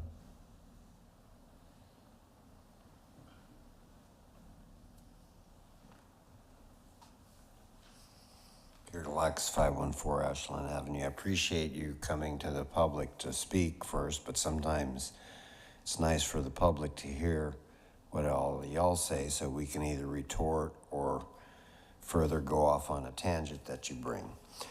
I think what Mark's portraying is a good system. It gives him the flexibility to, if he needs someone who has a little more experience with the public works, and that's something that's going on that needs attention at that time when the manager goes to Tallahassee or down to the county to meetings, then that makes sense. But as I mentioned before, I think it is good to have some kind of stepstone or training program, not only as it's mentioned for the city manager, but also to help these other departments.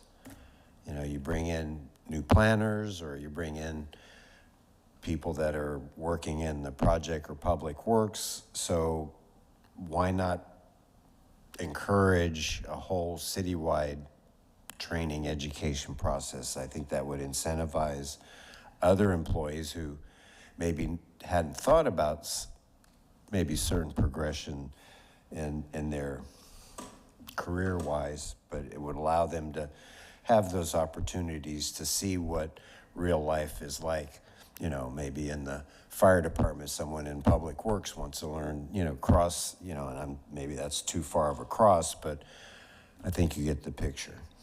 I did want to add one note from the last segment when y'all were talking about the number of meetings and all that stuff. I think you need to allow at least 30, but as it was recommended, 45 days from the day you advertise. That's your deadline. As far as how to solve some of these other issues, if you look at the calendar in April and in July, you have a 5th Tuesday. And one thing Ellen did, we had plenty of workshops or special sessions on that 5th Tuesday. So don't feel you're clogged just by that 1st and 3rd Tuesday. You've got 2 other meetings that you would be able to evaluate people prior to Commissioner DiDonato no longer filling that seat. So just wanted to throw that in. Thank you. Okay.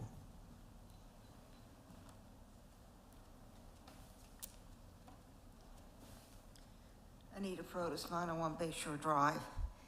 Need to pull it. It has changed since I was on the board, big time. It's changed since Frank's been on the board and Peter's been on the board. And it's going to change. And as Mr. Eisner says, and he's so wrong, I don't want to be mayor. I wouldn't sit up there again and be mayor. And I don't think I'm mayor, but I have insight and I see what's happening. And sometimes people don't know everything in the background of others. Remember that. And what's going on in commissions. I like what Mark has proposed. He needs it. You see how St. Pete and Tampa has grown? Look what's happened in Tampa now. They're worried about their growth. And what did their mayor say? Everything's happened at one time, and we do the best we can. That was on Channel 8, Saturday night, I think it was. Mark needs help, and I think it's a very good idea. He's brought everything good forth to the city. This is a good idea, and you need to go after it, because in 5 years from now, it's going to be so different that whoever comes, no matter how professional he is, they all need help. And I congratulate you on what you're doing for Tarpon and what you brought forth tonight, Mr. City Manager. It's a wonderful show on your training, your education, and what you've done with your family background for Tarpon. Okay. Are there any other public comments? Mr. Jump, are there any remote access comments? Ms. Autumn, please raise your hand and you'll be allowed into talk. Okay.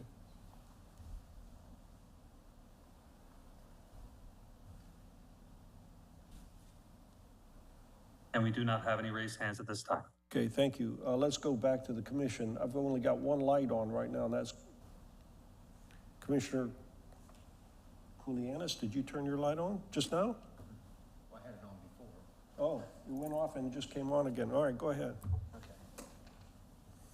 So I think that whatever, I like the idea that Mark has proposed. I also like the idea of filling the administrative service director position.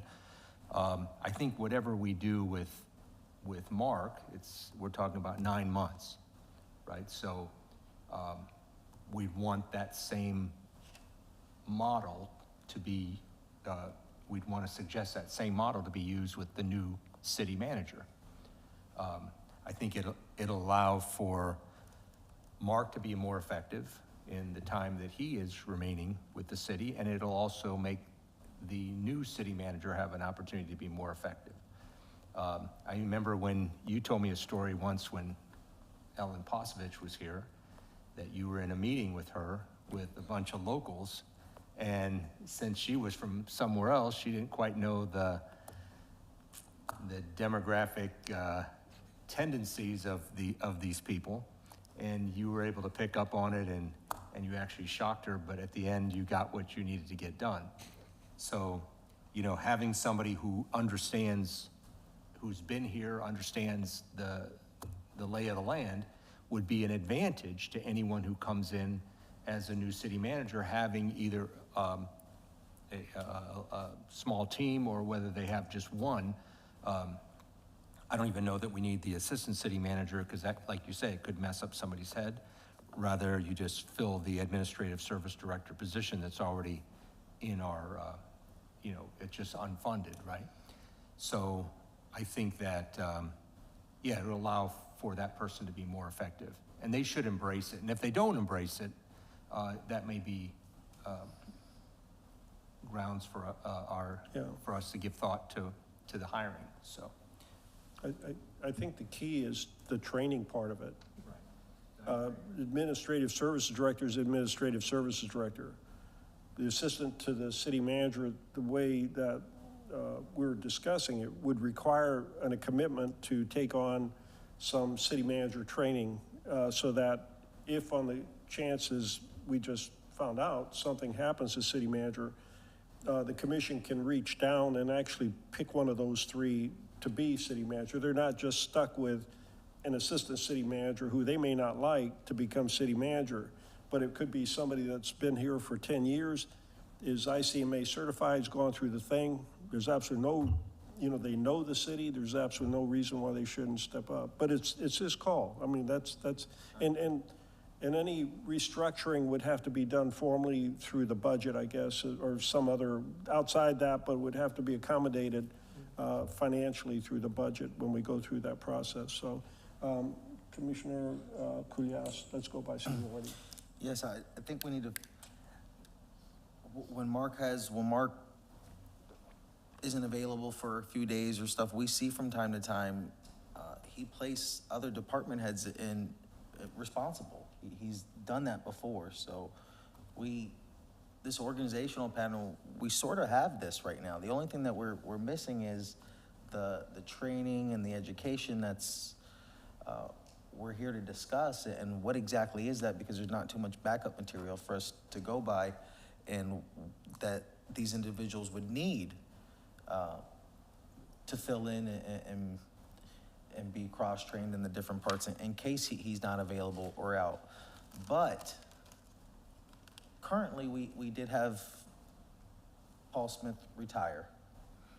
And if someone can help me out with answering this, we brought him back as an assistant administrative position.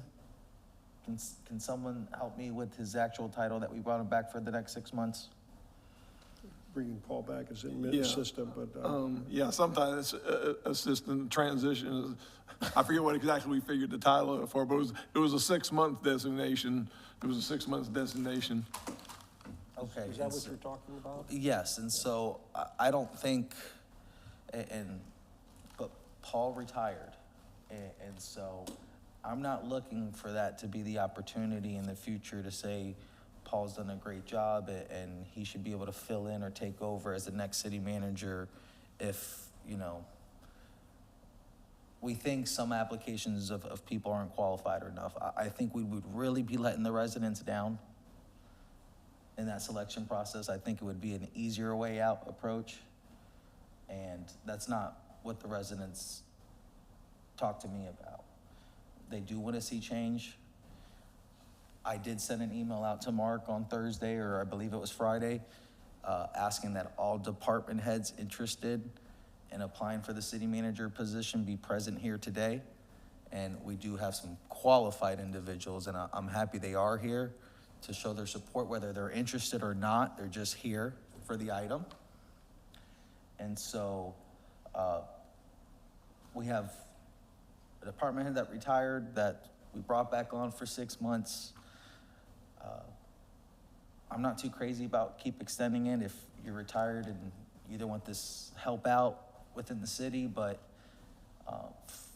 for a department head to come back and be an assistant and potentially transition into that in the future, that's not what at least I'm looking to do. And so I do want to be clear on that.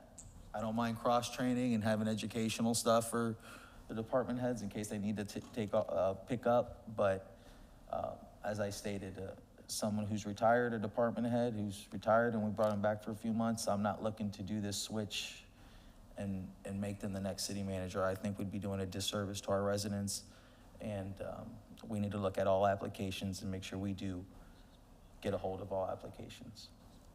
Thank you. And I can assure you 100%, Paul Smith does not want that, wants no part of it. The other thing is just remember the qualifications that are already listed as far as what person has to be, in other words, their qualification. So anybody can apply for the job, Sure. but they've got to meet the qualifications. And we go into the training and we're doing a Right. great job Once that stuff, gets done, that's a and different story. I Yeah. agree. I just, thank you. Commissioner DiDonato.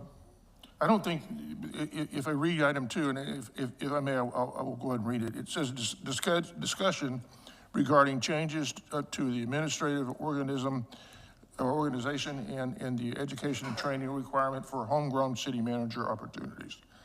And I think our city manager has defined a process that is pretty reasonable. The only thing that we're not doing there yet that I'd like to see, and the thing that bothers me, Mark, and any city manager that comes in here, because I know you had some reorgs, Mark has had some reorgs.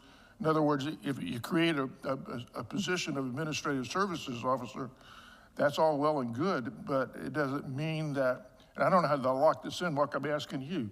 It doesn't mean that the next city manager will do the same thing. I mean, you fund positions and sometimes you don't fill. That's why I So- wouldn't recommend that. That's why it was my recommendation of what I do on a basis, because what I recommended could be changed in Yeah. 6 months, And- 3 months and- after new And I city like man- that better than committing Yeah. to an I didn't assistant city propose, manager. I didn't propose to fill a permanent position. The only thing I want to add is somehow, and Ms. Kardashian, maybe you can help me, I don't know how to ensure that this goes on. Certainly we fund the position, but it doesn't mean the next city manager is, I don't know. We have charter review coming up. I don't know if that's something you want to put in a charter, but I think we need to look at that aspect of it. Then we need to fund it. Mayor, you're correct. We're getting ready to go through the budget session. So we'll have to fund it, hopefully, so that he's not, Reverend Paul to help John or something. But that's the issue, is are we going to educate this one person or this 2 or 3 people? But personally, I think your suggestion is a good one. And I think the only thing I want to make sure of is that we add education. I think they should go and try to get their city manager certification process. That should be encouraged in one or more of these employees.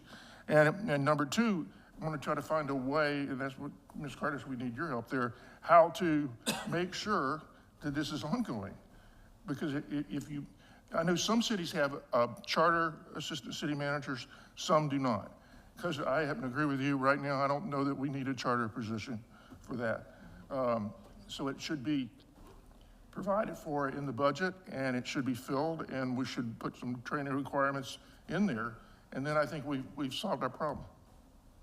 Ms. Kardash. Yes, so technically your actions of creating the position and funding the position should suffice to be enough of a policy decision that whoever's sitting in that chair is bound to follow through with that.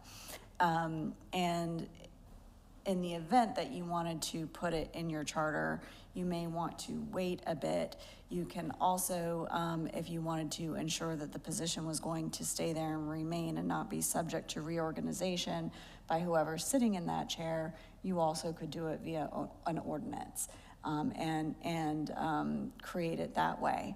And then in the future, to solidify it, then move it into your charter would probably be a little bit of a slower and more even process to work through rather than just sticking it right in the charter, because you have to remember that your charter is much more permanent, and this is a new position, and it would probably behoove you to do it a little bit slower by doing it by ordinance first and then moving it into the charter if it's something that's successful for your city. I do not recommend that we put it in the charter. Right. Because the charter's got enough already for us to clarify. And- I and don't just- recommend yeah. that, but number one, if we fund the position, I think it should be a permanent position. And then whoever is sitting up here on this commission will have to assure that that person is there, or that training is there, so that someone can step in, because sometimes the city manager needs to be out of town, especially if you're going to, like the RO plant. I know Ellen had to leave several times to go talk and lobby to get money.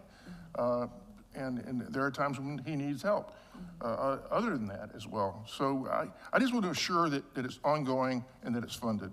We can include it in the personnel rules, which is done by ordinance. I believe your personnel rules are adopted by resolution, not by ordinance. I would have to double check that because I haven't been here when you've adopted them, but I'm fairly certain usually when I do By personnel resolution. rules, I do that, Could yes. we do an ordinance by this? or- Well, you can. The ordinance, you would want it codified in your administration section in order to kind of create that permanency in that position. But again, the personnel manual, if you're doing it that way and it's a position that you've established and it's funded, either way, the person that's sitting in that city manager seat should be following through on those types of policies. That's really part of their job, is to follow through on the policies that you set in place. If you're doing it twofold, by creating the position, funding the position, and being very clear with the direction you're giving them, there should be no reason why they don't have that position filled. And all of those steps, I would recommend I would recommend putting that type of a position in your charter. No, I agree. In fairness, as city manager, there's a lot of loose ends. He mentioned that the administrative services director position is actually in the charter as a department head, but it's actually an unfilled position, and it's actually shown on our organizational chart in the budget as an unfilled. It's unfunded, unfilled, so it exists right now, but he's not recommending to fill it. He's talking about a different sort of approach to accomplishing the same thing. Where And I think what- would we clarify the educational aspect of that job? is what it Yeah, was. go ahead. Where Ms. would it, Cardash. in the personnel policy or job description? Yes, you would do it as part of the job description. And also, I didn't see it the last time, and I could have missed it, but I don't see anything in your personnel manual that specifically provides for that type of education or educational opportunities. I do know that some communities do specifically provide for reimbursement and have something written into their personnel manual to help encourage individuals who do want to seek those types of additional education and training, whether it's college, whether it's certain associations, whatever the case may be, to get those certifications and that education in order to help them be successful in their chosen path in government. Are there any other comments on this? What I would recommend is if you agree that this is at least conceptually an approach that everybody would like, let's go ahead and have a motion and a second and allow the city manager to develop this more fully and bring that back to us as soon as you can. And hopefully with the help of Ms. Cardash and also Ms. Jackson, is that right, our personnel director? Because I really see there being some kind of an agreement between a person that wants to become an assistant to the city manager and also with the training opportunities that are provided. I don't see that person paying out of their pocket. I see the city paying for that. But there needs to be an established program for everybody to get from point A to point B. Ms. Cardash, did you want to add something? And I did just want to clarify too, on the whole charter concept and charter aspect. You have to remember that if you were to create a position, what your citizens are doing by voting on that and putting that in place is essentially a delegation of sovereign authority.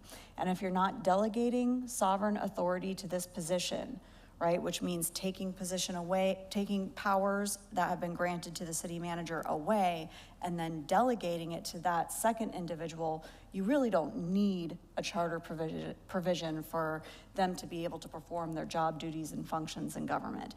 You have to think of it in terms of what powers, duties, and authority you would be giving to this individual that would be different from the powers and duties or taking away from the powers and duties that you have already vested and your citizens by their vote have vested in the city manager. Okay. Are you okay with? Yes. Okay. Does everybody understand what I was recommending for the city manager to take this on board, work with Ms. I would so Cardash move and Ms. if you need a Jackson motion. on this, or, and it's just, Second. Did you Okay. say, you so moved? right. Yep, but I I'd like for, before this comes back, to be amended that we do have a list or an organizational chart of the education and training requirements for this homegrown situation. You didn't hear what he wants a list of the educational, the type of education and the requirements for that. I can tell you just from working with and researching some of the ICMA, usually what they look for is a minimum of a master's degree, and then certification with one of these associations. Just kind of like your base level is what they look for. And you know, the master's degree can be in, you know, government administration or some similar type field. And then sometimes they'll also have a provision in there that accepts experience, leadership experience in government in lieu of like a master's degree. So there's a little bit of a give and take there. So that's just what I found from recent research. I think in large part, the city manager seemed to have a handle on what he'd like to do. Why don't we have you put something a little more formally together and provide the educational process in there? I don't know if we want to complicate it with a master's. I mean, that would be nice, but then you've done some other things. I mean, right now, I don't even know that we require a master's degree for a city manager. So, yeah, I don't see how we could do that. Not that I don't think it's a good idea, but we somewhat limit ourselves by doing that. I think the city manager has brought us forth, you know, a 2 or 3 head honcho for that position, of which all 2 or 3 of those people would receive some training, certainly on the job training. Mark, I think you learned an awful lot by OJT, and that would be part of the process, but I think some kind of formal certification process is a good idea as well. I just wanted to add that. I think you've got the handle. We just need to get the education process in there a little bit. And just to keep in mind, I'm not necessarily building these people to be city manager. Right. I'm building them to be the people that the city can go to, the city manager can go to. Ellen was gone for over a month one time, and it's not like 2 days I'm on vacation, she was gone over a month on several periods of that time and stuff.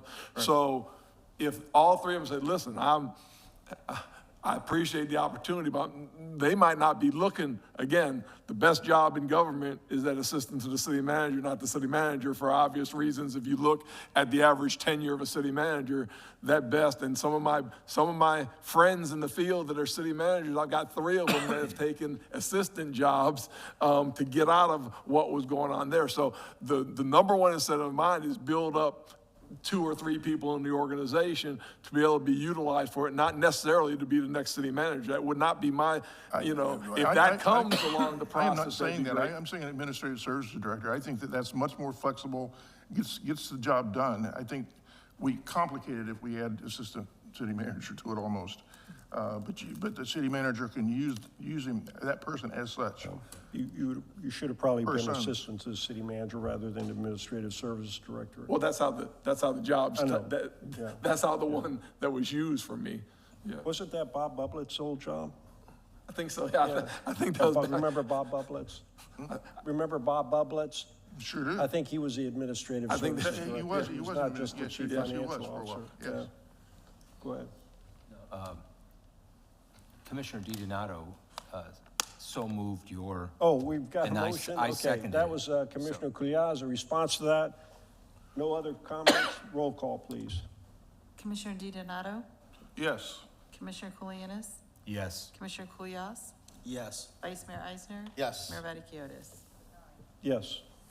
Okay. It's 8:30. Let's go back to the agenda. Board and staff comments. Chief Young. No comments, sir. Fire Chief Young, you got anything to say? No, sir, thank Okay. Another great Okay. report. Ms. Kardash. Nothing further. Ms. City Manager LaCourse, you got anything? No. Okay. Ms. Jacobs. Just real quickly, I wanted to remind all that the nominations for the charter revision are due tomorrow by 5. If you haven't already done so, if you could please do so by email. Okay. Our next meeting is on Tuesday night, and that's when we select the, actually, if all goes well, the Charter Revision Commission will be selected before we actually get to the meeting, so we'll see how it goes. let's go to Vice Mayor Eisner. Do you have anything? Yes, I just want to say I was very proud to be with yourself and our city manager at the Habitat for Humanity. They had two happy homes today with 3, possibly more, coming in. It's a tremendous improvement. I'm very proud to be somewhat part of that. I mean, I was just glad it was a positive all the way around and didn't rain, so it was good. Very good, thank you. Commissioner Kulyas.